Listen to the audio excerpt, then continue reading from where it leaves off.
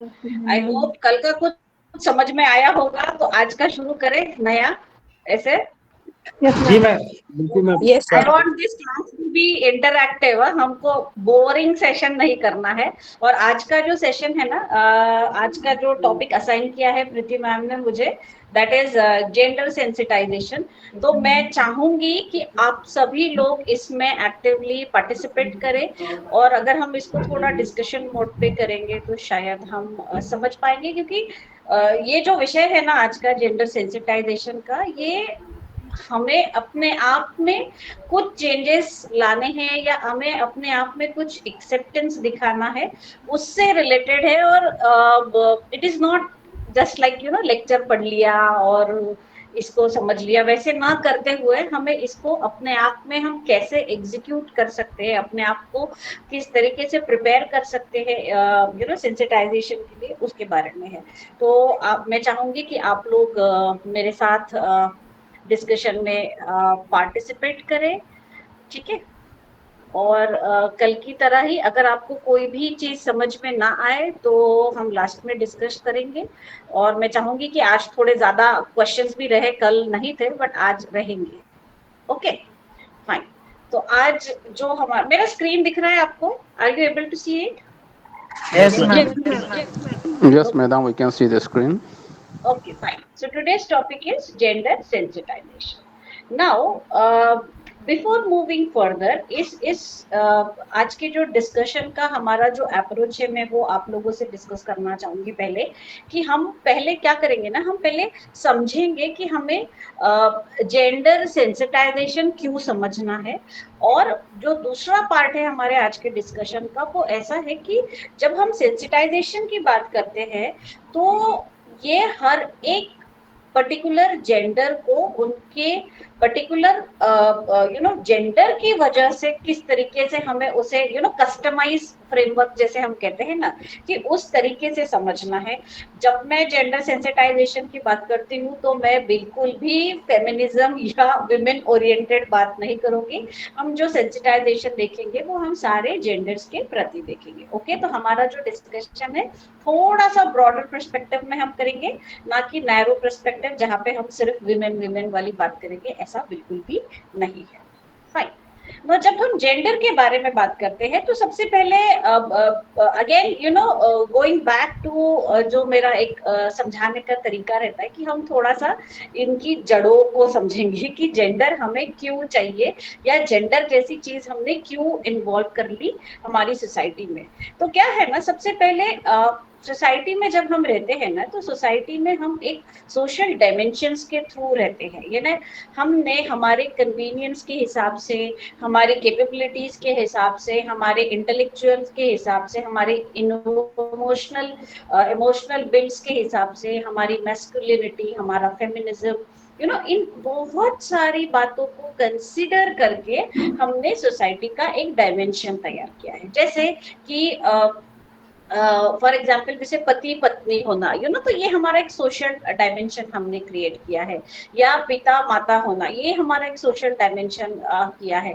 या एक व्यक्ति घर से बाहर जाएगा जो कमाएगा, दूसरा व्यक्ति घर पे रहेगा जो घर का ध्यान देगा। Again these are various type of social dimensions जो हमने क्रिएट किए हैं। और इन सोशल डायमेंशंस को हमने क्या किया है, हमारे रोल्स और हमारे बिहेवियर्स के आधार पर हमने सोसाइटी को शेप करना शुरू किया है। अब इवेंचुअली क्या होता है ना, कि जब ये सोशल डायनामिज्म क्रिएट होना शुरू हुआ, तब अपने आप चाहते या ना चाहते हुए भी सिविलाइजेशन में what we observe is that there is a continuous development of a social constructions.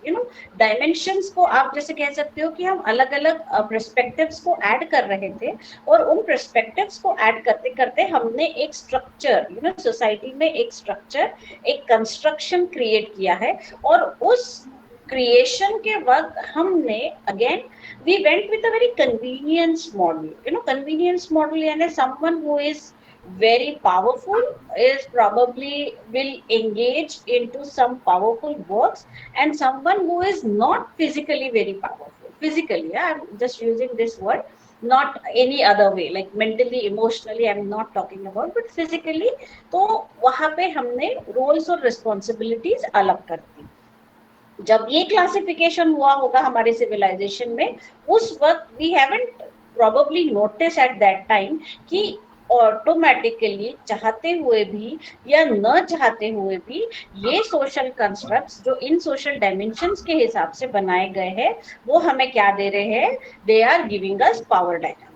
यानी जो रोल्स एंड रिस्पॉन्सिबिलिटीज हम डिस्ट्रीब्यूट करते गए एशियंट टाइम्स में, हमारे सिविलाइजेशन डेवलपमेंट में, तो वो हमने पहले कन्वीनियंस मॉडल के ऊपर रखा कि आपको ये जमता है, आपको ये नहीं जमता है, आप ये करिए, आप ये मत करिए, वगैरह वगैरह। बट इवेंचुअली क्या हुआ ना कि इस प्रकार के जो कंस्ट्रक्ट्स तैयार हुए हमारी सोसाइटी में, वो अपने आप में क्या हो गया ना कि एक पावर डायनामिक्स वहां पे क्रिएट हो गया। अब पावर डायनामिक्स क्रिएट होना यानी क्या हो जाता है कि कोई एक ऊपर है और बाकी जो है वो उसके नीचे आते हैं। So someone who is very powerful, he is superior, he is or she is influential and others will be subordinate to them।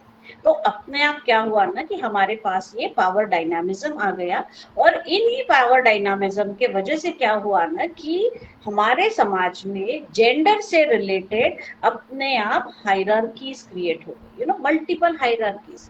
अभी हमारे कंट्री में तो बहुत बहुत सालों तक हम सिर्फ बाइनरी जेंडर सिस्टम पे थे, अभी अभी हमने उसको नॉन बाइनरी में किया है। But there are countries, America वगैरह में 100 से ज्यादा जेंडर की टाइप्स उन्होंने आइडेंटिफाई कर लिए हैं। तो ऐसे बहुत सारे एस्पेक्ट्स होते हैं जहाँ पे अपने आप में क्या हो गया ना, जेंडर को लेके हायरार्की क्रिएट हो गई है। और आप सभी को पता है जहाँ पे हायरार्की आ गई, वहां पे अपने आप क्या हो जाता है ना कि पावर जो ऊपर होगा ऑटोमेटिकली वो पावरफुल होगा उसके जो नीचे है उनसे। और इसी पावर डायनामिक्स के वजह से क्या हो गया, eventually over the period of centuries, we got into this separation thesis। what is separation thesis is यहाँ पे हमने कुछ चीजों को कुछ there is a paradigm shift, I mean there is a normal paradigm and then there is something which is not acceptable or abnormal paradigms यहाँ पे, जिनको हमने कंबाइन करना शुरू किया। और आपने बहुत बार ये नोटिस किया होगा, जैसे हम किसी शादी या फंक्शन में जाते हैं, एक साइड पे जेंट्स बैठे होते हैं, एक साइड में लेडीज बैठे अपने आप ही, जबकि कोई सीट पे लिखा नहीं होता है कि यहाँ जेंट्स बैठना है या यहाँ लेडीज बैठना है। बट ये क्या है ना, हमारे सोशल कंस्ट्रक्ट में because of this power dynamics इस तरीके के सेपरेशन थीसीज आना शुरू हो गए। और जहां तक के बैठने उठने की बात है या छोटी चीजें हैं वहां पे ठीक है, बट जहां पे ये सेपरेशन थीसिस आपके आइडेंटिटी पे, आपके एग्जिस्टेंस पे, आपके अपॉर्चुनिटीज पे, आपके एक्सेसिबिलिटीज पे, आपके फ्रीडम्स पे, आपके लिबर्टीज पे आ जाता है, वहां पे then there is a problem. Otherwise कोई प्रॉब्लम नहीं है। Okay, I mean nobody has any problem in like dealing with or like treating with like whatever gender, like because see I am a female, तो मेरे gender के related जो चीजें, मुझे कुछ प्रॉब्लम नहीं है उसमें कि if I am becoming mother I am absolutely okay with it, there is no problem। But क्या होता है ना कि जब यहाँ पे because of I being a female I have been categorised into a separation thesis, जो मुझे बाद में ऐसे लगता है कि मेरे ऊपर ऑप्रेसिव हो रहा है या मेरा सप्रेशन हो रहा है या मुझे जानबूझ के नीचा दिखाया जाता है या मार्जिनलाइज किया जाता है या साइडलाइन कर दिया जाता है, तब प्रॉब्लम होता है। तब तक कोई प्रॉब्लम नहीं है। और हमने देखा है कि eventually over the period of time ये हमारे यहाँ पे हुआ है। अब इसका एक छोटा सा उदाहरण, जैसे सती प्रैक्टिस हमारे यहाँ पे थी, कोई मेल कभी सती हुआ है क्या? I haven't read that, but that separation thesis we have identified कि अगर हस्बैंड की डेथ होती है तो होगा, तो इस तरीके से जो अप्रोच फीमेल फिटिसाइड, अगेन कल भी हम उसको डिस्कस कर रहे थे, हम कभी भी मेल फिटिसाइड हमने नहीं सुना है अभी तक, नहीं होता है या हमारे जानकारी में नहीं आया है। तो ये क्या है ना, ये नोइंगली अननोइंगली क्रिएट किया गया एक सेपरेशन थीसिस है हमारी सोसाइटी में। और इसे जब लेके हम आगे चलते हैं, इसी सेपरेशन थीसिस के वजह से हमने देखा है कि बहुत बार समाज में क्या होता है ना, डिस्क्रिमिनेशन होना शुरू हो जाते हैं, मार्जिनलाइजेशन होना शुरू हो जाता है, या फिर आपको कहीं पे डिप्राइव किया जाता है just because a particular person belongs to a particular gender. ठीक है, तो इन चारों एस्पेक्ट्स के वजह से क्या होता है ना, हमें जेंडर समझना थोड़ा जरूरी हो जाता है। अब ये जो स्टेटिस्टिक्स है, आप इसे थोड़ा ध्यान से पढ़िए ना, क्या बता रहा है। और ये जो रिपोर्ट है ना, ये अभी 15 दिन पहले आया हुआ है। What it says, world economic forum का जो gender global gender gap index report है, वहां पे इंडिया का पोजीशन है 131 out of 148 countries for the year 24-25। और हम साउथ ईस्ट एशिया में सबसे लोएस्ट है, यानी हमसे ऊपर जेंडर ग्लोबल जेंडर रिपोर्ट में बांग्लादेश है, पाकिस्तान है, श्रीलंका है। और हम एक जगह, again, we are claiming that we are going to be the superpowers in the world, but at the same time ground level पे क्या है, हमारा जो जेंडर गैप इंडेक्स है वो इतना बेकार है कि हम we have been compared with third world countries here। अब ये ऐसा क्यों है? ये जो global gender gap index report बनती है ना, ये इन चारों एस्पेक्ट्स पे बनती है, जहाँ के पहला फैक्टर है इक्वालिटी, दूसरा है फ्रीडम, तीसरा है एक्सेसिबिलिटी और चौथा है एम्पावरमेंट। और हमारा जो आज का जो डिस्कशन है, जहाँ पे हम जेंडर के बारे में पढ़ेंगे, वो इन चारों एस्पेक्ट्स में हम उसको कुछ हद तक इवेल्युएट करने की और समझने की कोशिश करेंगे कि ऐसे क्या फैक्टर्स है या ऐसे क्या हो गया इक्वालिटी, फ्रीडम और एक्सेसिबिलिटी और एम्पावरमेंट को लेके कि हम 131 पे पहुंच गए। यानी कम से कम 100 के अंदर तो आ ही सकते थे, क्योंकि अगेन आई एम सेइंग कि हमारा पॉपुलेशन इतना ह्यूज है। हमारे yesterday only we have seen कि हम लोग तो स्पेस में जा रहे हैं, हमारी कंट्री में इतना इतना कुछ रोज का इनोवेशन, इन्वेंशन, इतने सारी चीजें होती है, फिर भी ग्राउंड रियलिटी हमें बता रही है कि हम 131 पे है, तो कुछ तो प्रॉब्लम होगा। तो उसे हम थोड़ा सा इवेल्युएट करने की अभी कोशिश करेंगे। अब क्या होता है ना कि जब भी हम जेंडर से रिलेटेड बात करते हैं या ग्लोबल जेंडर गैप इंडेक्स जब हम देखते हैं, तो हम जब इन चारों फैक्टर्स को देखते हैं, तो पहला चीज हमें हमारे दिमाग में आता है कि ऐसा क्या due to is this due to some like gender experiences जहाँ पे हमने exclusion या discrimination देखा है? तो my answer is certainly yes। और दूसरा है कि क्या ऐसा कभी हुआ है हमारे यहाँ पे कि जेंडर को लेके हमने unequal powers, unequal relationships, unequal dynamisms देखे हैं? तो again my answer is yes. तो ये दोनों ही चीजें होने के वजह से क्या है ना कि हम इन चारों पैरामीटर्स में कहीं ना कहीं कम पढ़ते हैं। और बिकॉज हम कम पढ़ते हैं तो ऑटोमेटिकली हमारा रैंकिंग कम है, और हमारा रैंकिंग कम है तो ये हमें एक्सेप्ट करना चाहिए कि हम सेंसिटाइज नहीं हुए हैं। ओके, सो यहाँ पे हमें थोड़ा सा काम करना है। अब जेंडर रिकॉग्निशन की अगर हम बात करते हैं, तो अगर हम पूरा कॉन्स्टिट्यूशन हमारा यहाँ इवैल्यूएट करते हैं, तो we will not find even a single provision where in the term gender has been defined.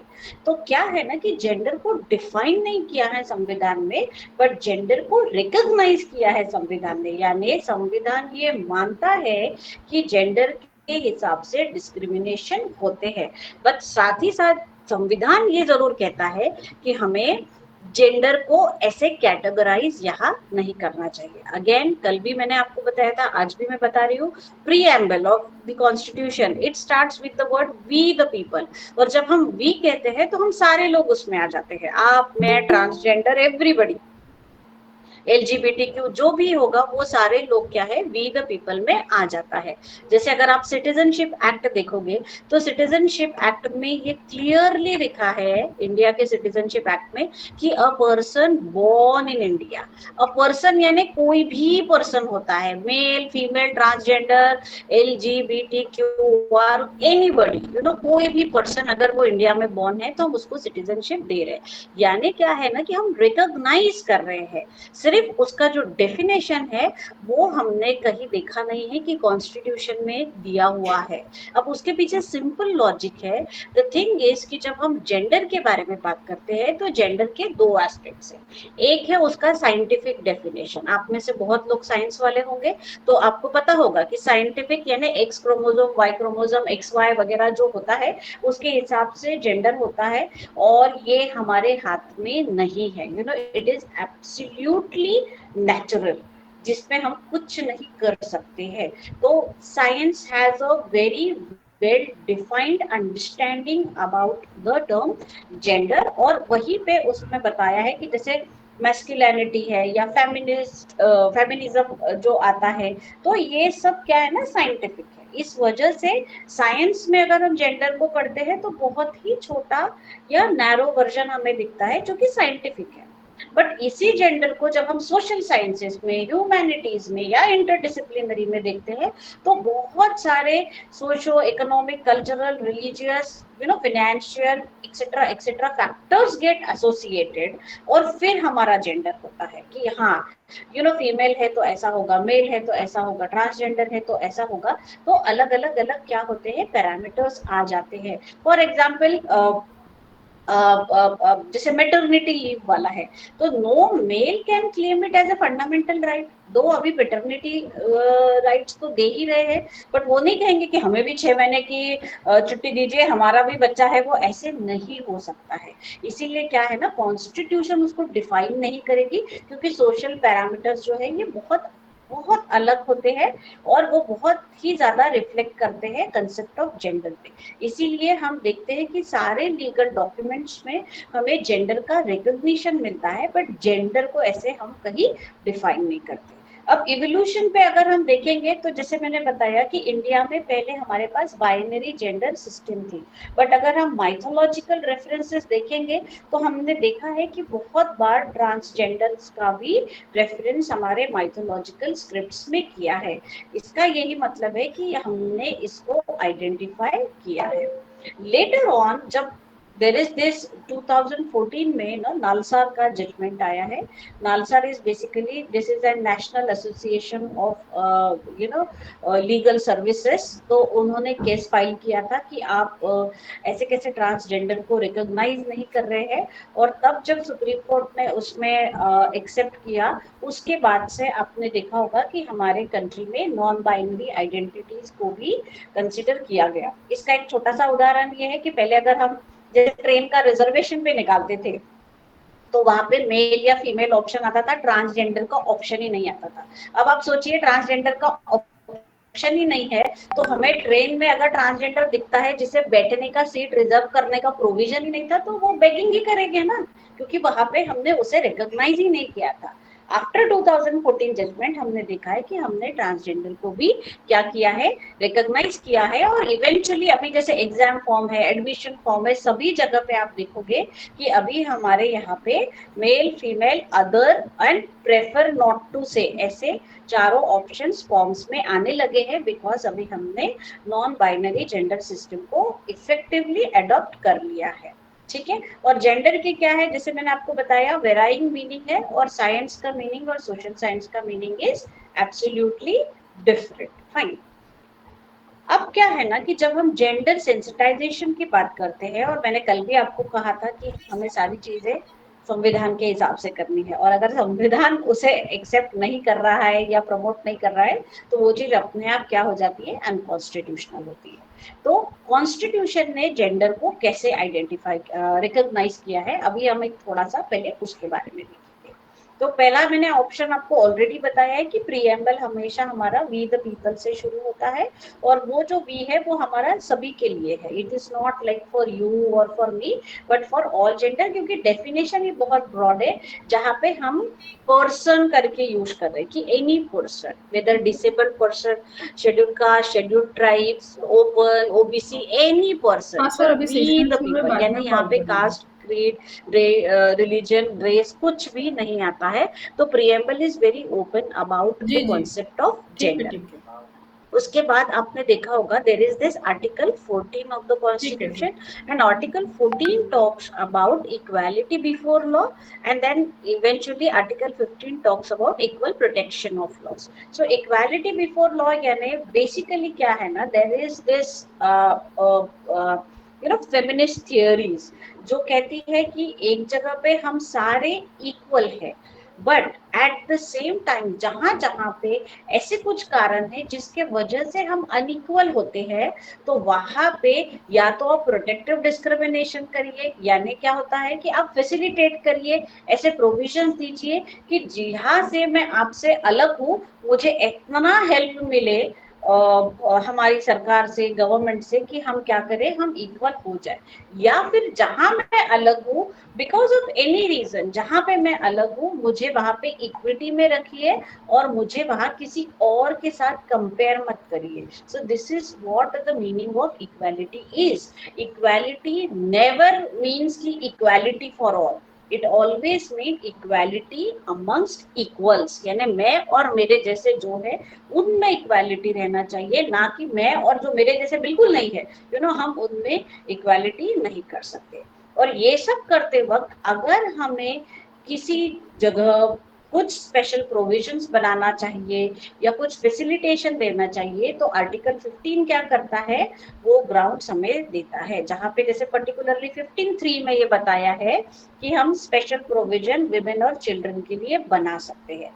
ये जो हमारा प्यारी बहन योजना या लाड़की बहन योजना जो है ना, तो ये 53 में उन्होंने लाया है, इसीलिए ये प्यारे भाइयों को नहीं मिला है, क्योंकि 15(3) में उन्होंने गवर्नमेंट ने ये स्टैंड यहाँ पे लिया है कि हम क्या है, हम वो अनइक्वल है, मेंस से वो अनइक्वल है, और हम उनकी वो जो अनइक्वालिटी है, वो जो इक्विटी है, हम उसे प्रिजर्व कर रहे हैं, इसीलिए हम उन्हें ये बेनिफिट का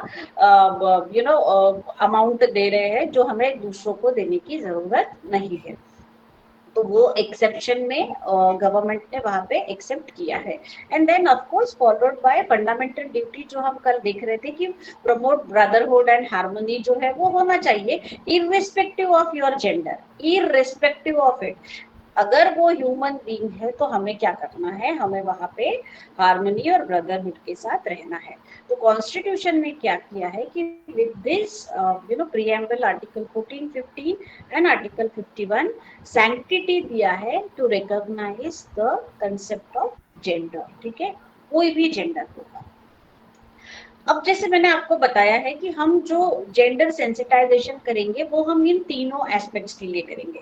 जैसे एक मेडिसिन सारे बीमारियों के लिए नहीं होता है ना, उसी तरीके से जब हम सेंसिटाइजेशन की बात करते हैं तो एक टाइप का sensitisation is not required for all, because जब विमेन की बात करते हैं तो इश्यूज अलग होते हैं विमेन को लेके, मेल को बात करते हैं तो उनसे रिलेटेड इश्यूज अलग है, और ट्रांसजेंडर्स की जब हम बात करते हैं तो उनसे रिलेटेड इश्यूज जो क्या है पूरी तरीके से अलग है, जो शायद मेल और फीमेल के साथ नहीं है। इसीलिए हम एक दवाई सभी को नहीं देंगे। अगर हम सेंसिटाइज होंगे तो हम सारे पर्सपेक्टिव्स में डिस्कशन करेंगे। ओके, फॉलोड, यहाँ तक के समझ में आया? कोई question? Any question? No question? Shall we move further? Yes, ma'am. Okay, fine. अब हम एक एक करके एक एक एस्पेक्ट को देखते हैं कि पहले जेंडर और विमेन को देखते हैं। अब आप ये जो स्टेटिस्टिक्स है सिर्फ उसको एक बार के लिए पढ़िए। अकॉर्डिंग टू एनसीआरबी क्या है ना, 2003 का report, 4,28,278 rape cases against women have been reported. और इंडिया एक ऐसा कंट्री है जहां पे रेप केस को रिपोर्ट करना इज रेयरेस्ट ऑफ रेयर। अगर ये 4.5 लाख के करीब आंकड़ा आपको यहाँ दिखता है, तो हम इसको मल्टीप्लाई बाय 20-30 कर सकते हैं अगर हमें एक्चुअल नंबर्स को देखना है। क्योंकि बहुत सारे, जैसे मैंने कहा ना, समाज क्या बोलेगा, घर वाले क्या बोलेंगे, एक्सेट्रा एक्सेट्रा वाले फैक्टर्स को देख के रिपोर्टिंग ही नहीं होता है। और कितने तो पुलिस स्टेशन भी ऐसे होते हैं जो खुद भी ये रिपोर्ट नहीं करते, क्योंकि अगर ज्यादा नंबर ऑफ केसेस रिपोर्ट करेंगे तो उनकी क्रेडिबिलिटी पे भी क्वेश्चन आता है। But this is the official figure and this is alarming. इतने रेप केसेस अगर एक कंट्री में रिपोर्ट हो रहे हैं, और उसी एनसीआरबी का रिपोर्ट हमें बताता है कि 13 लाख लड़कियां 2023 में एब्डक्ट हो चुकी है। 13 lakh. Again, this is reported.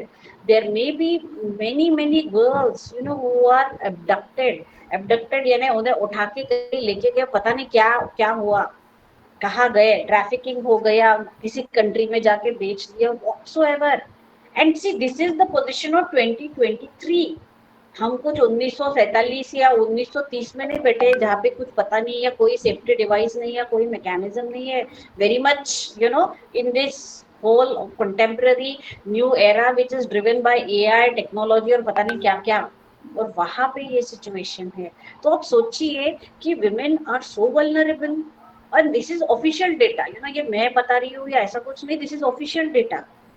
And this is alarming. And that is why जब हम विमेन के साथ जेंडर सेंसिटाइजेशन देखते हैं, तो हमें एक अलग पर्सपेक्टिव से उसे देखना पड़ता है कि बहुत ज्यादा वल्नरेबिलिटी फैक्टर हाई है यहाँ पे. They are always marginalised because of multiple reason. जैसे ये एनसीआरबी का अगेन 2021 का डेटा है, लगभग 13,500 डाउरी के cases, 13,500 dowry reported.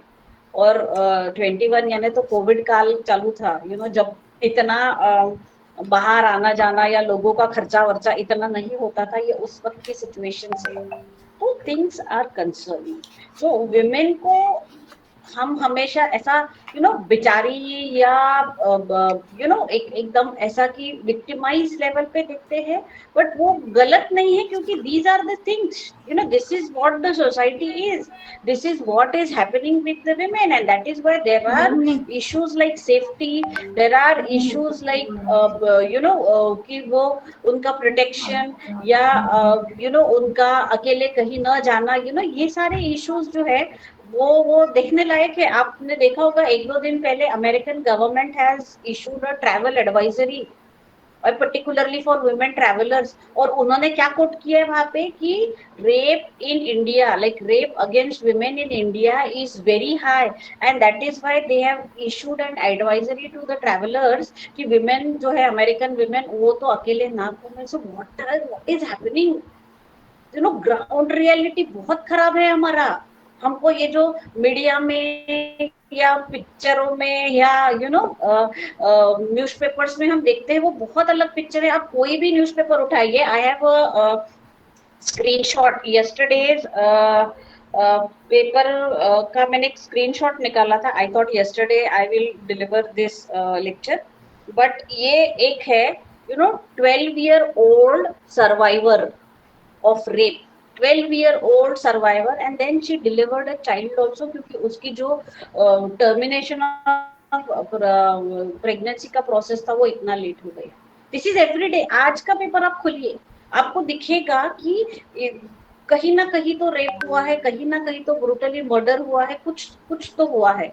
And nowadays even newspaper people are saying कि रेप और मर्डर के तो इतने केसेस आते कि हमने लिखना बंद कर दिया, क्योंकि हमें भी बुरा लगता है कि ये क्या हो रहा है. So this is the reality, that women are not safe, women are always marginalized, or because of which there is absolute exploitation, powerlessness होता है. 2-3 दिन, जैसे मैंने कल भी आपको एक एग्जांपल दिया था कि वो वुमेन ने लोन नहीं दिया तो उसको झाड़ से बांध के मारना शुरू कर दिया. पावरलेसनेस है ना ये. Just because she cannot confront, she probably does not have any physical strength to confront. This is what is happening. And then we talk about cultural imperialism, जिसके वजह से तो पता नहीं और क्या क्या होता है. Like putting a bindi, cultural imperialism है. Husband, if he or she is married, does not need to do anything. But wife, if she is married, she must put bindi and sindoor and पता नहीं क्या क्या. Why? Because this is the cultural thing and has to be done. So these are the perspective जहाँ पे हम देखते हैं कि एक्सप्लॉयटेशन या मार्जिनलाइजेशन या पावरलेसनेस या कल्चरल इंपेरियलिज्म या वायलेंस, ये जो स्टैटिस्टिक्स है ये बता रहे हैं हमें कि वायलेंस है। तो इन सभी के वजह से क्या होता है ना कि विमेन के प्रति हमें थोड़ा सेंसिटाइज होना जरूरी है। अब आपको क्या करना है ना, 30 सेकेंड्स के लिए ये पांचों पिक्चर्स को ध्यान से देखिए, 6 pictures, sorry, just be like watch carefully.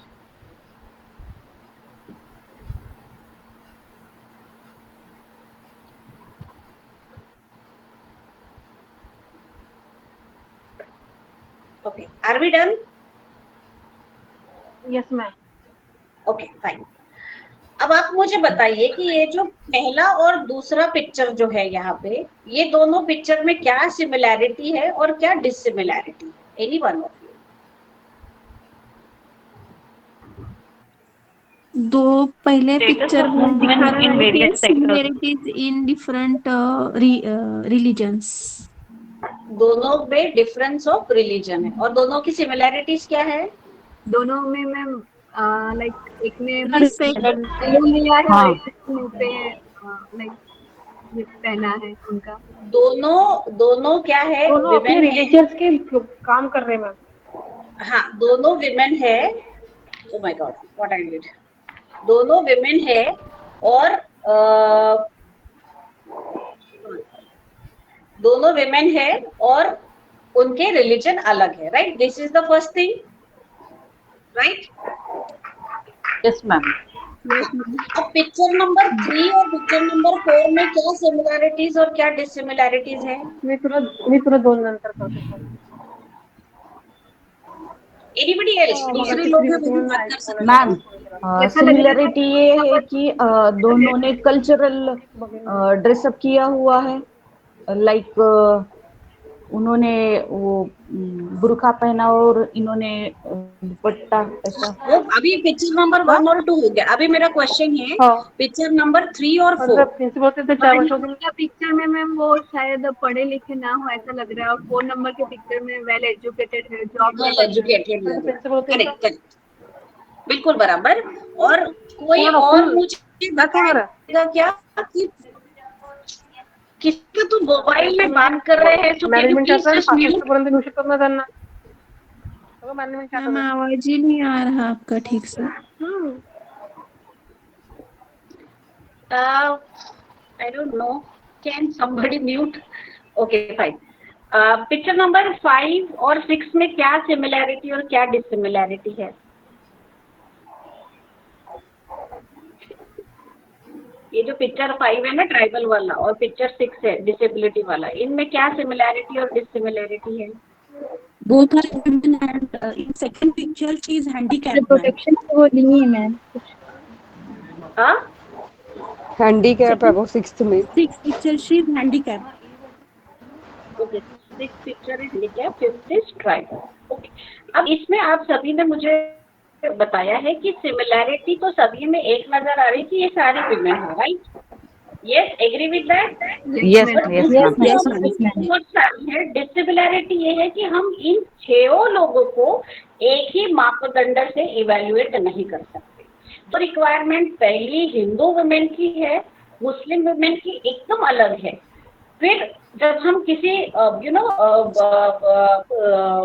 Marginalise segment के विमेन की बात करते हैं, who belongs to scheduled caste और शेड्यूल्ड ट्राइब, उनकी डिमांड्स बहुत अलग है। अगर हम किसी एम्पावर्ड वुमेन की बात करते हैं, जैसे हम पिक्चर नंबर 4 में देखते हैं, उनकी रिक्वायरमेंट एकदम अलग है।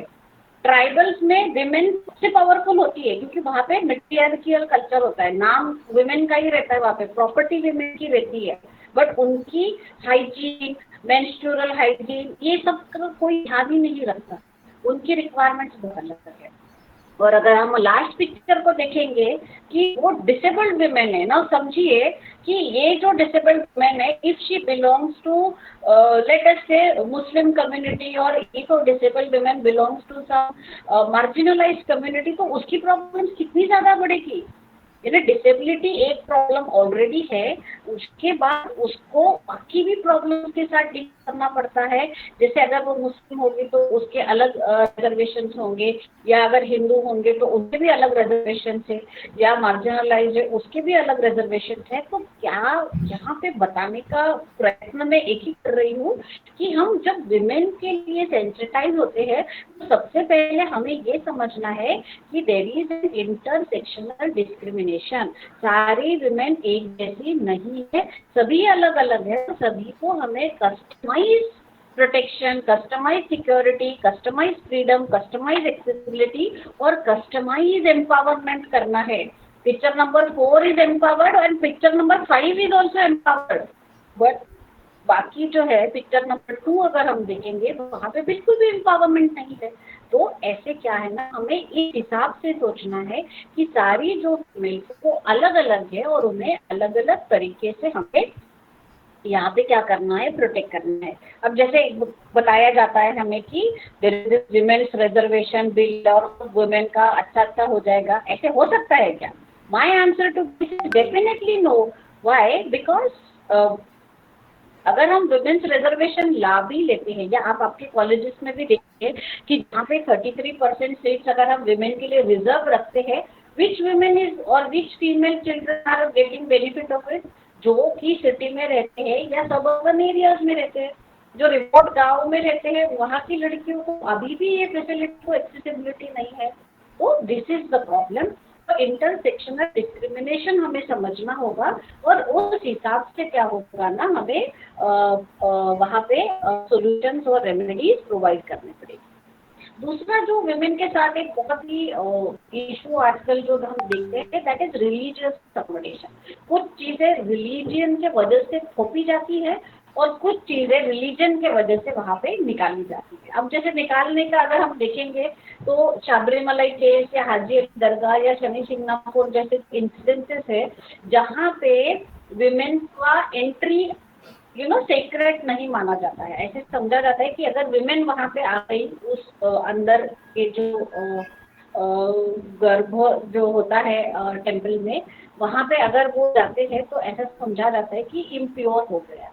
ठीक, हम सभी जानते हैं कि जहाँ पे मेंस्ट्रुअल साइकिल्स और ये सारी चीज़ों के बारे में जब हम बात करते हैं, दीज आर ऑल मेडिकल, इसमें मेरा या किसी और का कोई रोल नहीं है।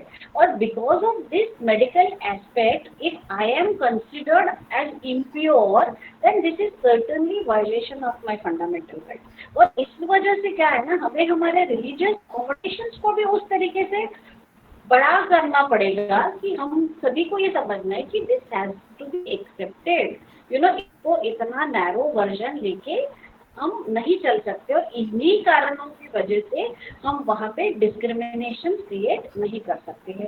Supreme court has intervene in all these three matters and the supreme court has said that कि जहाँ पे हमारा आर्टिकल 21 और 25 के बीच में जो स्ट्रगल है, आर्टिकल 21 बताता है मुझे राइट टू डिग्निटी और आर्टिकल 25 मुझे बताता है कि फ्रीडम ऑफ रिलीजन। तो यहाँ पे supreme court is very clear in saying that your right to dignity stands at the top, यानी किसी भी ह्यूमन बीइंग का डिग्निटी सबसे ऊपर है। और अगर आप उसे just because that person is a female and having a menstrual cycle and not allowing her to enter the religious premises is undignified to her identity.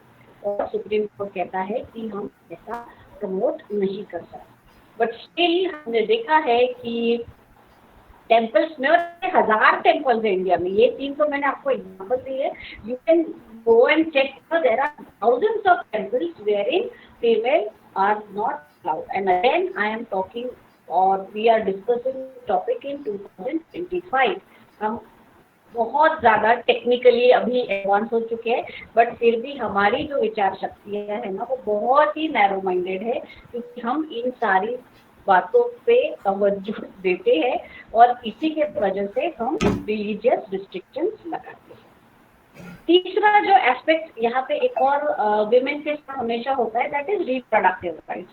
मैंने अभी भी आपको एग्जाम्पल दिया कि रिप्रोडक्टिव राइट्स एक ऐसी चीज है ना जो बहुत हमने टैबू कर रखा है कि इसके बारे में बात नहीं करना, डिस्कस नहीं करना, या ये सिर्फ फीमेल्स का इशू है वगैरह वगैरह।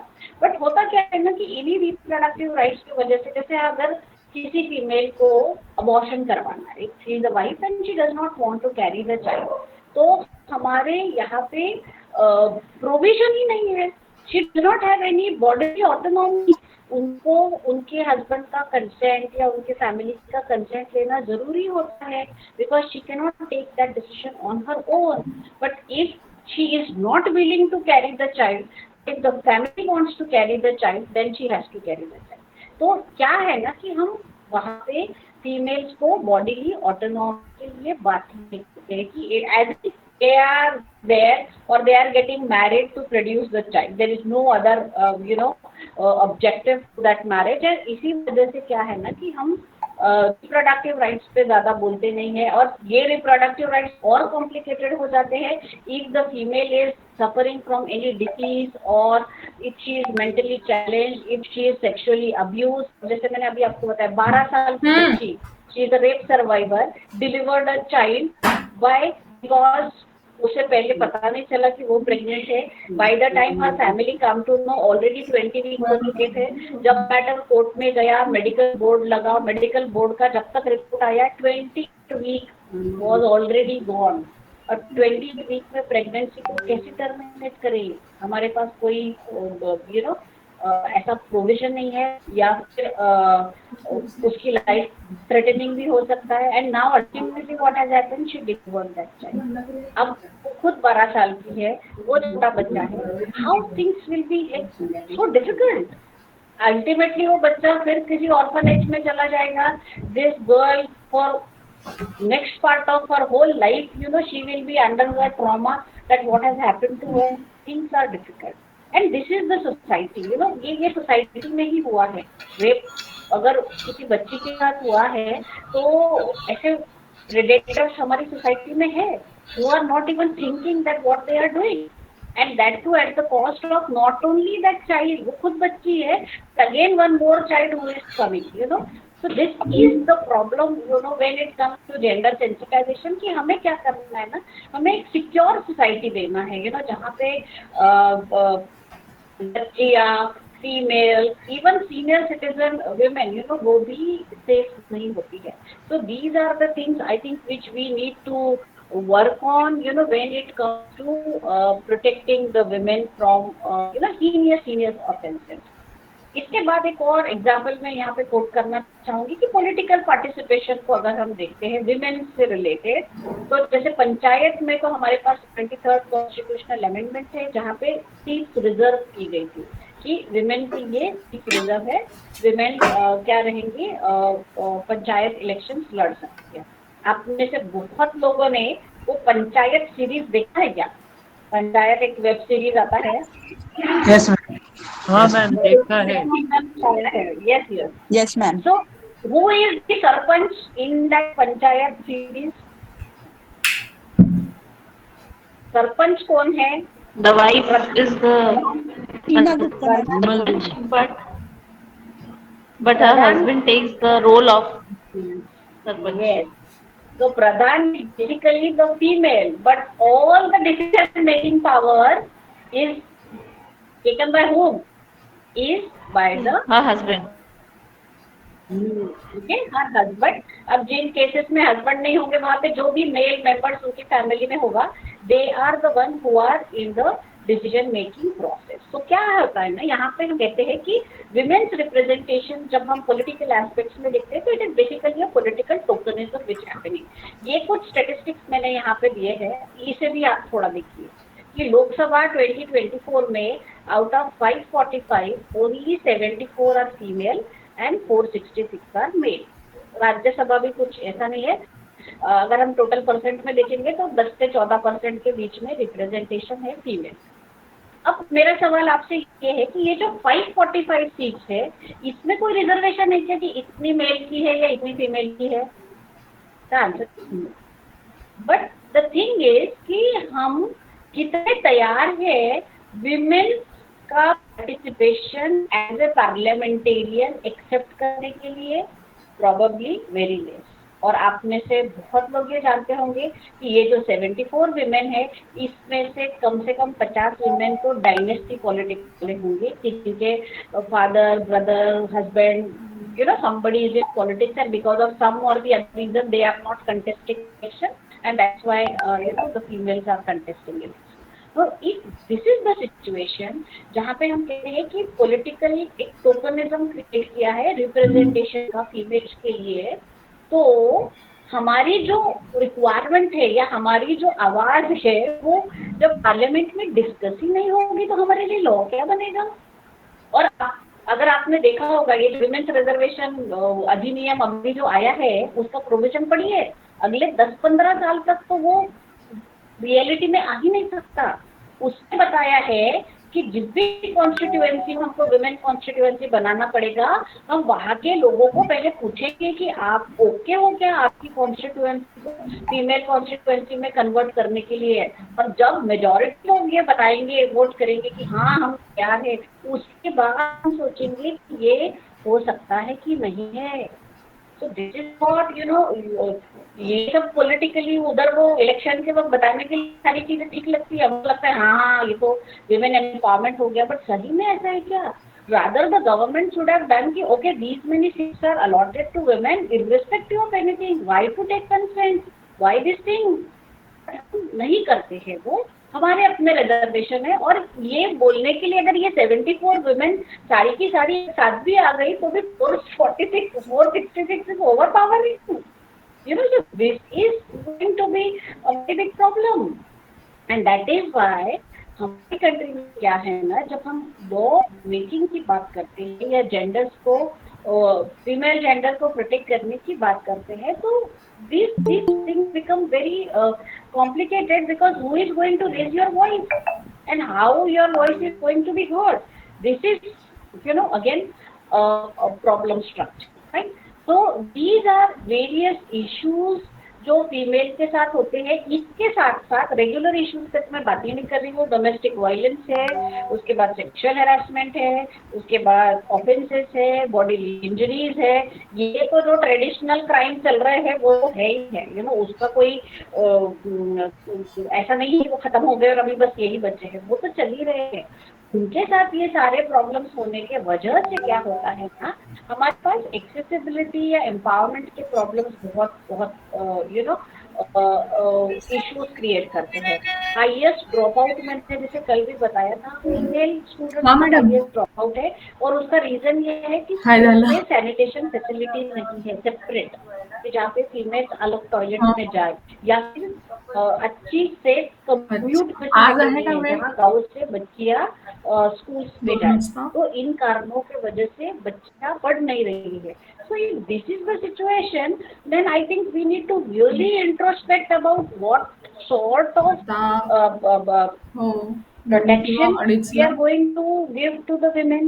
वो थोड़ा सा अभी हमें क्या करना पड़ेगा ना, एक समझना पड़ेगा और उसे उस तरीके से रेमेडीज को ढूंढना पड़ेगा, जिसके लिए हमें कोलैबोरेटिव एफर्ट्स लेने पड़ेंगे, बच्चों को समझाना पड़ेगा, कहीं ऑफिशियल फोरम्स पे हमारी बातें पहुंचानी पड़ेगी। तो ये सब करना पड़ेगा। That yes we are safe, otherwise right now it is God is there, भगवान ही सब देख रहा है, ये सब कर रहा है, बाकी तो सब अपने अपने भरोसे पे है।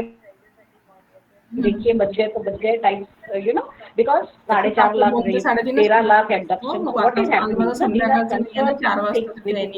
And that is why women को क्या होता है, सेपरेट टाइप ऑफ प्रोटेक्शन का रिक्वायरमेंट है। Fine, understood. तो यहाँ हमारा विमेन से रिलेटेड जो डिस्कशन है उसे हम क्लोज कर, ठीक है ना मैडम। तो अब हमारा तीसरा पार्ट हमारे डिस्कशन का है कि मेन का इसमें कैसे डिस्क्रिमिनेशन होता है।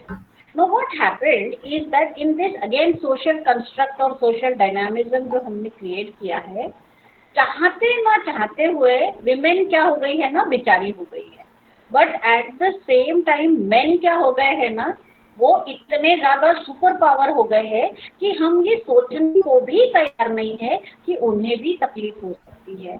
हम ये सोचने को भी तैयार नहीं है कि कुछ काम ऐसे हैं जो वो शायद नहीं करना चाहते पर कोई बोल नहीं पाएगा। Why? Because they have been burdened with that कि ये आपको करना ही है।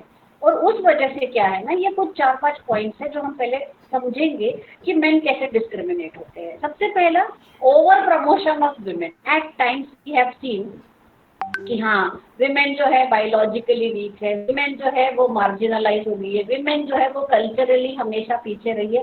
इसीलिए क्या है ना, पूरा का पूरा जो हमारा घर होता है, प्रेफरेंस होता है, वो कहाँ चले जाता है कि we want to give them the opportunity. और देखो, ये तराजू की तरह है, समाज जो है ना तराजू की तरह है। और अगर हम एक को ऊपर लाएंगे तो ऑब्वियसली इसका हिस्सा अगर इधर जा रहा है तो ये नीचे ही आएगा।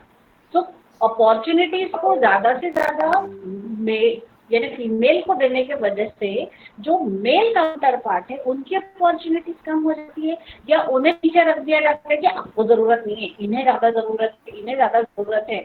अभी एक बीच में एक हम ऐसे डिस्कस कर रहे थे कि जहाँ पे उन्होंने बोला कि फीमेल को 50% ही बस का टिकट लगता है, but if that female is employed, if that female is earning money, then why that 50% concession is required to हर?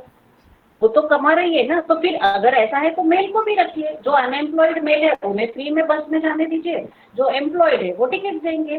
तो यहाँ पे इकोनॉमिक बैलेंस बनाना चाहिए, बट हम क्या करते हैं, हम इम्बैलेंस है।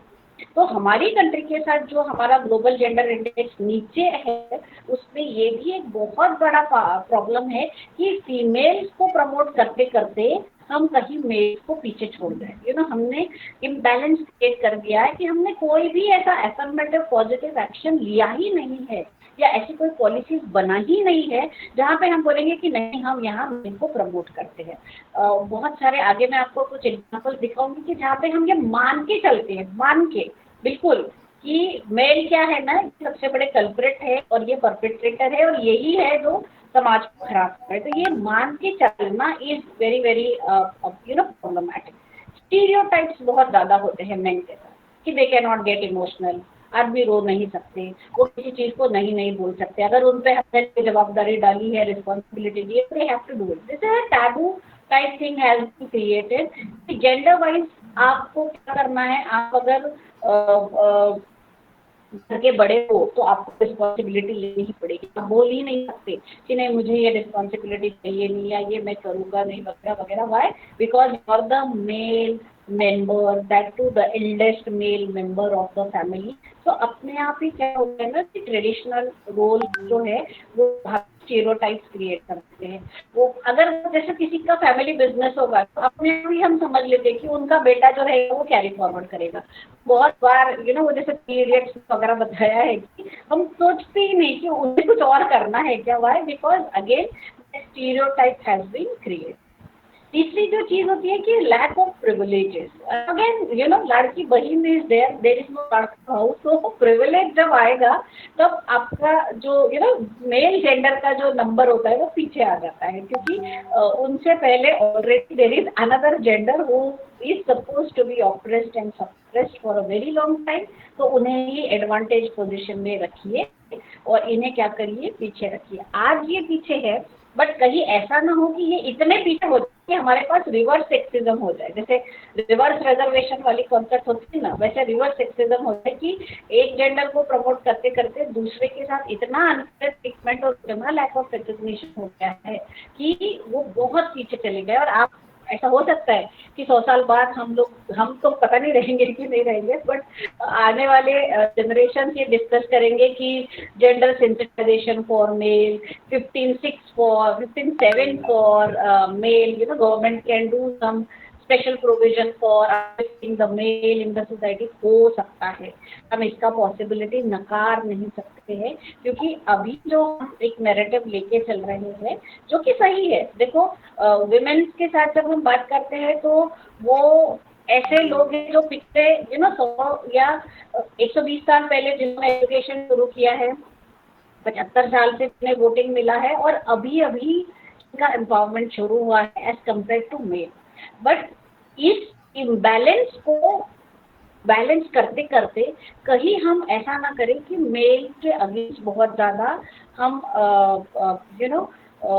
इम्बैलेंस क्रिएट कर दिए या उनको हम इतना पीछे छोड़ दें कि फिर उन्हें भी यही तकलीफ हो देगी। इसीलिए हमें ये एनालाइज करना बहुत जरूरी है। अब कुछ एग्जाम्पल मैं यहाँ देती हूँ। ये भारतीय न्याय संहिता का पहला प्रोविजन है 75 का, जिसमें एक प्रिजम्पशन लेके चले हैं। क्या है कि मेल जो है वो हमेशा कल्प्रिट है और वो ही ऐसा है जो हर एक ऑफेंस को कमिट करता है। अब सेक्शन में ही लिखा है यहाँ पे, a man committing any of the following, physical contact, advances, sexual favours, कुछ भी अगर करता है तो वो कारणीभूत कौन है कि वहां पे आदमी ने ही वो किया होगा। ये सच है क्या? To an extent it is not true. There are situations, circumstances wherein even females have been asking for advances, females have been asking for sexual favors वगैरह है। बट लॉ क्या कहता है कि हम वो रिकॉग्नाइज ही नहीं कर रहे हैं। हम बोल रहे हैं कि कल्प्रिट कौन है, वो मैन ही है और वही है जो फीमेल्स को तकलीफ देती है। दूसरा provision stalking. Stalking basically mean पीछा करना किसी का वाया ईमेल और वाया टेक्नोलॉजी। तो क्या फीमेल्स पीछा नहीं करती?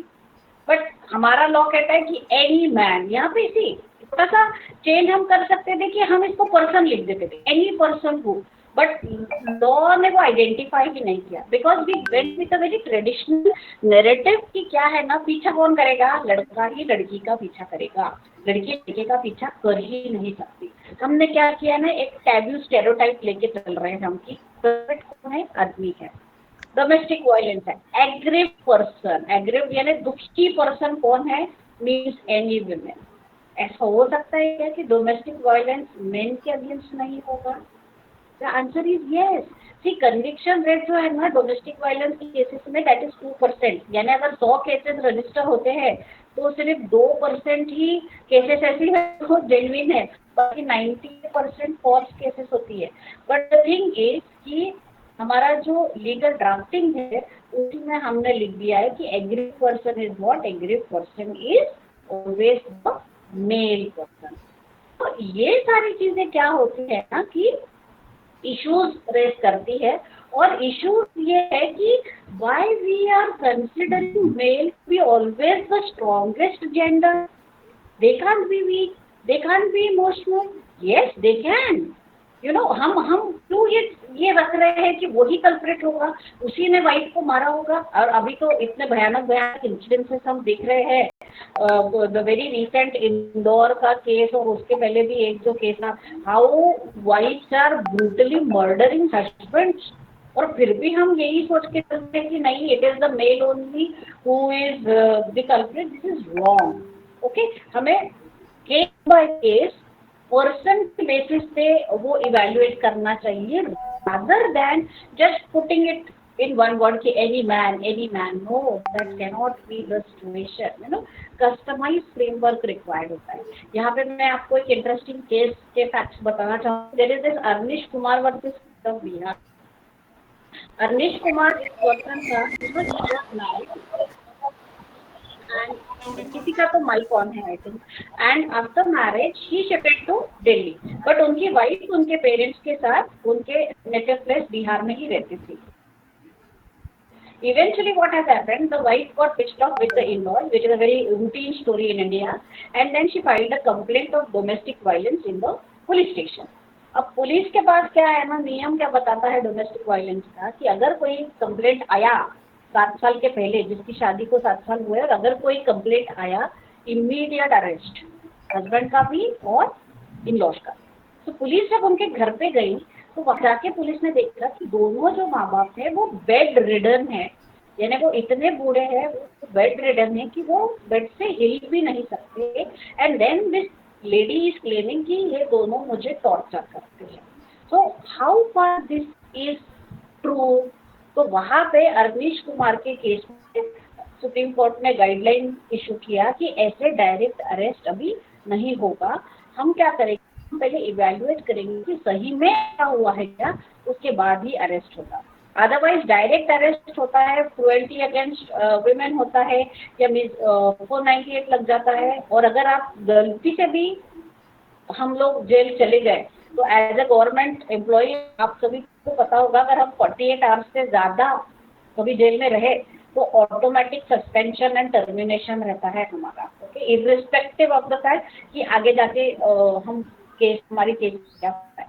सो इतने डेंजरस प्रोविजन है मेन के अगेंस्ट में, जहाँ पे हम ये सब समझ के ही चल रहे हैं कि यही गलत होगा या यही गलत कर रहे होंगे, तो ये थोड़ा डेंजरस है। इसलिए बहुत सारा रीस्ट्रक्चरिंग जरूरी है, not only in the legal framework but at the same time in the societal understanding. कि रोने दो, अगर वो रोना चाहते हैं तो रोने दो, अगर वो इमोशनल होना चाहते हैं होने दो, अगर वो कोई रिस्पॉन्सिबिलिटी नहीं लेना चाहते because of some genuine reason, it is okay, you know, but we need to see to it that they have been considered with this aspect as well, rather than always marking them as the strongest one. हो सकता है कि कहीं किसी particular जगह पे या at some point of their life they are not the strongest one. It is absolutely fine. So we need to think it from that perspective as well. Now these are again few statistics. Awanish Kumar के judgement के बाद जो graph था domestic violence का, वो एकदम से कम आ गया, क्योंकि लोगों को पता चल गया कि अगर फॉल्स केस होगा तो शायद मैं ही अंदर हो जाऊंगी, तो इसलिए फीमेल्स ने भी उसको थोड़ा सा इजी कर लिया and they are not false cases कम हो गए हैं इस जजमेंट के बाद। तो men also need protection, so men too भी बहुत बार मूवमेंट हमने देखा है, जैसे मी टू इम्पोर्टेंट है वैसे ही मेन टू भी इम्पोर्टेंट है कि protect men also. There are incidences recently जहाँ पे कुछ male adolescent boys like 17 years के, they have been brutally raped, but हमारे रेप के प्रोविजन क्या है ना, वो बहुत ही मेल फीमेल ओरिएंटेड है, तो वहाँ पे बहुत दिक्कत हुई इन्वेस्टिगेशन वगैरह में। तो अभी देयर इज अ डिस्कशन कि हम एक जेंडर न्यूट्रल रेप लॉज को लेके आए, बट अभी तक आए नहीं है। जब आएंगे तब शायद थोड़ा इजी हो जाएगा ये brutalities against men, but as of today हमारे पास ऐसा कोई प्रोविजन नहीं है, okay. Then the last part of our discussion is related to the legal recognition of transgender. जैसे मैंने कहा कि जब हम जेंडर के बारे में बात करते हैं तो मेल फीमेल के साथ ही साथ इक्वली इम्पोर्टेंट क्या है, ट्रांसजेंडर भी है, जिसमें LGBTQR और बहुत सारे ऐसे जो रिकॉग्नाइज जेंडर एस्पेक्ट्स है वो वहाँ पे आते हैं। I already told you कि प्रीएम्बल और इंडियन सिटीजनशिप एक्ट है ना, ये इन्हें एक्सेप्ट करता है, बट होता क्या है ना कि अभी हम 75 years क्रॉस कर चुके हैं। आप में से कोई भी मुझे ऐसा बताएगा क्या कि देयर इज सम रिजर्वेशन और some policy which we have made for transgender? ऐसा कहीं भी आपके देखने सुनने में पता चला है क्या? The answer is no. हम अभी किसी रेस्टोरेंट में या मूवी थिएटर में कहीं पे भी जाते हैं तो टॉयलेट्स कौन से होते हैं, male female? Is there any transgender toilet? No. यानी पब्लिक एक्सेसिबिलिटी है क्या उनको? है ही नहीं। एंड देन स्कूल्स में कितने ट्रांसजेंडर बच्चों को हम एंटरटेन करते हैं? बहुत कम। और अगर रहेंगे भी तो हमारा एज सोसाइटी वो अप्रोच है क्या कि हम उन्हें अच्छे से एक्सेप्ट कर लेंगे? आजकल सिटीज में या अर्बन कॉस्मोपॉलिटन एरिया में it is accepted, but 70% of population stays in rural areas and villages. Will they accept? ये बहुत बड़ा टास्क है। अगर आपको घर पे किसी को डोमेस्टिक हेल्प के लिए रखना है, are you ready to employ any transgender? You have to think it from this perspective only. We must know this thing कि अगर कोई व्यक्ति ट्रांसजेंडर है उसका ये मतलब नहीं है कि उसकी कोई डिग्निटी नहीं है, उसका ये मतलब नहीं है कि उसके लाइफ के कुछ एस्पिरेशन नहीं है, उसका ये बिल्कुल मतलब नहीं है कि उसकी कोई ड्रीम या उसके कोई गोल्स नहीं हो सकते लाइफ में, बट हमें उसको अचीव करने के लिए उसको एक्सेस देना पड़ेगा, फ्रीडम देना पड़ेगा, इक्वालिटी में रखना पड़ेगा, एजुकेशन देना पड़ेगा, बहुत कुछ करना पड़ेगा, और हम इसमें से कुछ भी नहीं करते। और फिर जब वो हमारे पास पैसे मांगने आते हैं, बेगिंग करते हैं, तो हम ही होते हैं वो कि भैया दूर रहो, हाथ ऊपर करो, we don't like that. But prima facie हमने उनके लिए बनाया ही नहीं है। अब आप सोचिए, जब हम विमेन की बात करते हैं और हम कहते हैं कि उन्हें तो 47 के बाद कुछ यहाँ पे फ्रीडम हमने लिए हुए हैं, उनकी ही इतनी बुरी हालत है 75 साल के बाद भी। ये तो वो ग्रुप ऑफ पीपल है जिन्हें तो हम आइडेंटिफाई भी नहीं कर रहे हैं अभी तक। रिकॉग्निशन अभी करना शुरू हुआ कि हाँ ये लोग हो सकते हैं, but there is no school for, जैसे गर्ल्स स्कूल है, बॉयज स्कूल है, कोएड स्कूल है, but there is no transgender school, there are no transgender washrooms, there are no transgender facility, sitting arrangement है या ऐसा कुछ नहीं है उनके लिए। तो देयर इज अ प्रॉब्लम। या तो उनके लिए भी कुछ प्रोटेक्टिव मैकेनिज्म्स करिए, या तो समाज को ही इतने इक्वल फुटिंग पे लाइए कि इर्रिस्पेक्टिव ऑफ जेंडर सबको एक जैसा समानता हम देंगे। पर ऐसा होता है क्या? ऐसा नहीं हो रहा है। नालसा का जजमेंट जो आया 2014 का, उसके बाद एटलीस्ट इंडिया में ऐसे हुआ कि हमने थर्ड जेंडर को रिकॉग्नाइज किया है। उसके पहले क्या होता था ना कि अगर फैमिली में किसी को पता चलता है कि some person is third gender, then उन्हें घर से निकाल दिया जाता था, या उनको घर से आइसोलेट कर दिया जाता था, या उन्हें घर में बिल्कुल रिस्पेक्टेबल ट्रीटमेंट नहीं मिलता था। एटलीस्ट इस जजमेंट के बाद उन्हें उस तरीके से लोग रिस्पेक्टफुली देखने लगे, okay these type of people do exist, they are also human being and they are considered as the third gender. Right. उसके बाद एक बहुत ही लैंडमार्क जजमेंट आया, Navdeep Singh Johar versus union of India. आप सभी ने सुना होगा कि there is this decriminalisation of 377। Decriminalisation of 377 हुआ, यानी क्या हुआ ना कि ये जो अननेचुरल सेक्स कंसिडर किया जाता था सेम सेक्स में, उसको उन्होंने किया। अब उन्होंने कहा कि that is a natural orientation, if a person wants to become a gay or a lesbian, it is his or her choice, we will not consider it as anything which is wrong or unconstitutional। But हम यहीं पे रुक गए। बाद में इसके बाद बहुत सारे केसेस ऐसे हुए जहाँ पे सेम सेक्स मैरिज को वैलिडिटी नहीं दी है, एडॉप्शन को वैलिडिटी नहीं दी है, और बहुत सारे हर्डल क्रिएट हुए हैं ट्रांसजेंडर को लेकर। जैसे उनको आइडेंटिफाई करने के लिए उन्हें ना एक कार्ड चाहिए होता है, आइडेंटिटी कार्ड, और वो as per this transgender person act के है ना वो कलेक्टर ऑफिस इशू करता है, और ट्रांसजेंडर इसे रिजेक्ट करते हैं इस आइडिया को। वो कहते हैं कि अगर मुझे ट्रांसजेंडर का कार्ड मिलता है तो वो कोई मुझे मेडिकली सर्टिफाइड करके देना, how can a collector know that I am a transgender. और इसमें क्या है ना, मैल प्रैक्टिसेस होने के ज्यादा एस्पेक्ट है। और इन सारे वजहों से क्या है ना कि ट्रांसजेंडर को चाहिए वैसा डिग्निटी और recognition as of today India में नहीं मिल रहा है। जब हम विमेन की बात करते हैं ना, तो at least they have been recognised, at least we know that they are बेचारा। इनके साथ द सिचुएशन है कि हमें पता ही नहीं है कितने हैं और ये कितने बेचारे हैं, इनकी क्या डिमांड्स है, इनके क्या रिक्वायरमेंट्स है, we are least bothered. Now the movements are going on, lot of NGOs are working, they themselves are working, things are pretty better. 10 साल 15 साल पहले सोचिए बहुत डिफिकल्ट था उनका लाइफ, या उनके लिए एक नॉर्मल कहते हैं ना कि मेन स्ट्रीम सोसाइटी में रहना वो very difficult, and that is why when it comes to gender, चाहे मेल फीमेल ट्रांसजेंडर जो भी रहे, हमें देखना है कि हम तीनों को उनके रिक्वायरमेंट के हिसाब से रेमेडियल सॉल्यूशन प्रोवाइड करें, ना कि अपना एक अंडरस्टैंडिंग क्रिएट कर ले कि जेंडर यानी फीमेल और फीमेल को कोई हटाना है। ऐसी कोई बात नहीं होती है। सारे जेंडर्स जो है वो इम्पोर्टेंट है, और सारे ही जेंडर्स ऐसे हैं जो कभी ना कभी किसी ना जैसे वल्नरेबल होते हैं, और उन्हें हमें उसी तरीके का प्रोटेक्शन देना होता है। Okay, so this is the discussion related to gender. If you have any questions, now we can discuss. कुछ क्वेश्चंस होंगे तो हम जरूर डिस्कस कर सकते हैं। आप बताइए, या आपको कोई आपका इंसिडेंट शेयर करना है, या आपको ऐसे लगता है कि इस पे थोड़ी और चर्चा होनी चाहिए, तो आप हमें बता सकते हैं। मुझे एक क्वेश्चन पूछना है। एक्चुअली एक इंसिडेंट पूछिए ना। एक्चुअली कुछ महीनों पहले मैं ट्रैवल कर रही थी बाय बस इन हैदराबाद। और हाँ। वहां पर एक ऐसे ही कोई ट्रांसजेंडर है, वो मेरे बाजू वाली सीट पे बैठे थे। अब ये अभी हमारा मतलब जो हम नॉर्मल सिटीजन है, ये हमारा फॉल्ट नहीं ना कि दे आर नॉट आइडेंटिफाइड। हम लोग तो हाँ। उनको एज अ ह्यूमन ही ट्रीट करते हैं, लेकिन Yes.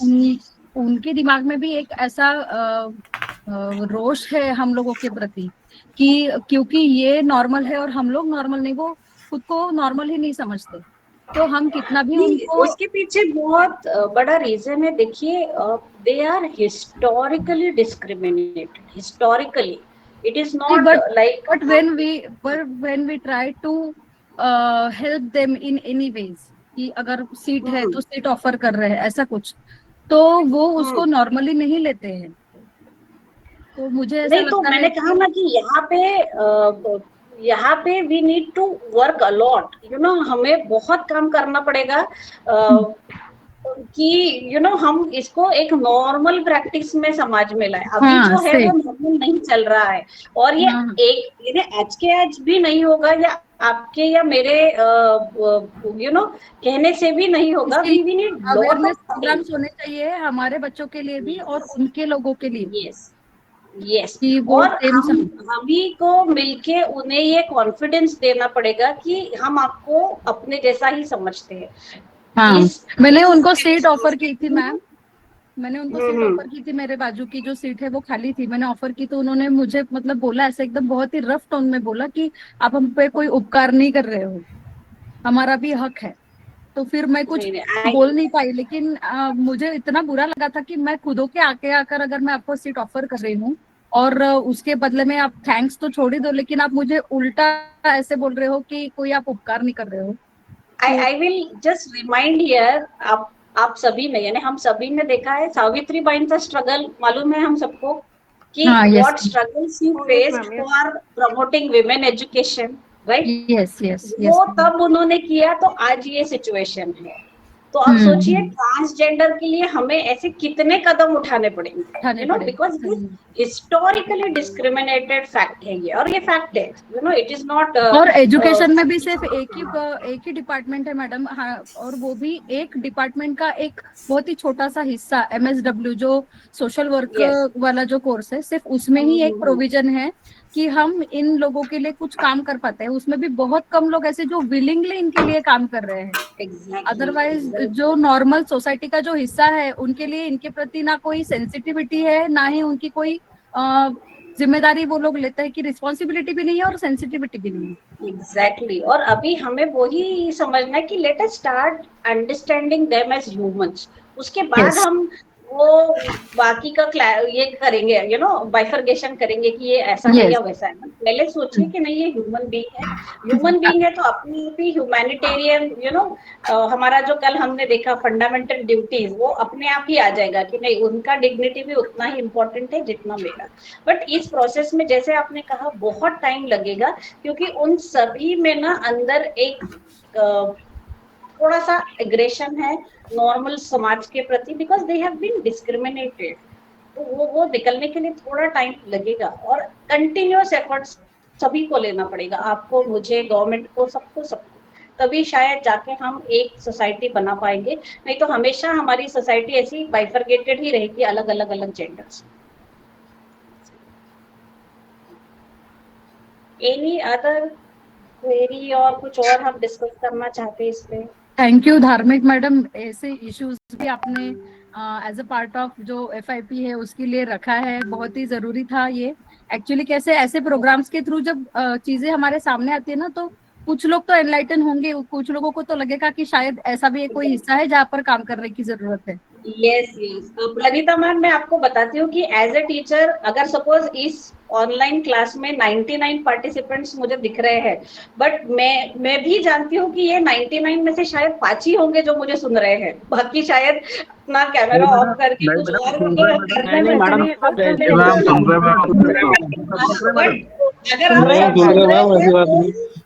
अगर आप सब लोग सुन रहे हैं, तो मेरी आप सभी से रिक्वेस्ट है कि हमें आगे जाके ऐसा एक कंबाइन समाज क्रिएट करना है जहाँ पे हम सब साथ में रहे, हम ऐसा डिस्क्रिमिनेट ही नहीं करें बिल्कुल ट्राई कि ये करेंगे, क्यों फीमेल है या ये क्यों मेल ऐसा है या ये क्यों ट्रांसजेंडर ऐसा है, इसकी जरूरत ही नहीं है। ओके, तो आप सब सुन रहे हो तो बहुत अच्छी बात है, और हम सब में से थोड़े भी लोग अगर आगे बढ़ेंगे इसमें तो शायद हम बहुत अच्छा चेंज कुछ ला पाएंगे। मैडम जरूर कोशिश करेंगे, मैडम जरूर कोशिश करेंगे। Yes yes, thank you sir, thank you. Any other thing or we can just wind up? Yes madam, बहुत अच्छा रहा मैडम सेशन। ये सारी you so चीजें हमें much. पता होना जरूरी है।